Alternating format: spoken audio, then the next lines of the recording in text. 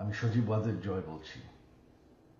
আপনারা জানেন, আপনারা নিজের চোখে দেখতে পেরেছেন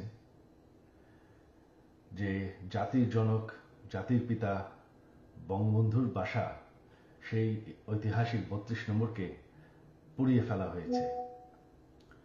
এই প্রটেস্টার তো বলবো না, এই মব জাতির পিতার বাসাকে পুড়িয়ে ফেলায়। সেই বাসা যেখানে বঙ্গবন্ধুকে হত্যা করা হয়, বঙ্গবন্ধুর আমার পুরা পরিবারকে হত্যা করা হয়, যেই বাসা ৭৫-এর খুনিরাও ধ্বংস করার সাহস পায়নি, যেই বাসা এখন এতদিন ওনার মিউজিয়াম ছিল, সেই বাসাকে তারা পুড়িয়ে ফেলেছে।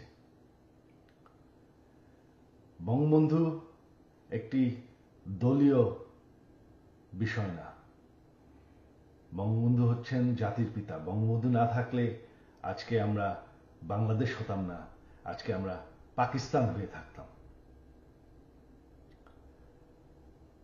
আপনারা জানেন সামনে 15ই আগস্ট, সেই কালো রাত, যেই রাত্রে বঙ্গবন্ধু এবং আমার পরিবারকে হত্যা করা হয়। আমার আহ্বান বাঙালি জাতির কাছে যে আপনারা যদি স্বাধীনতার চেতনায় বিশ্বাস করেন, আপনারা যদি বাংলাদেশকে ভালোবাসেন, আর এই যে বাংলাদেশে বাস করছেন, এটাকে মেনে নেন যে বঙ্গবন্ধু আপনাদেরকে স্বাধীনতা দিয়েছে, আমাদেরকে স্বাধীনতা দিয়েছে।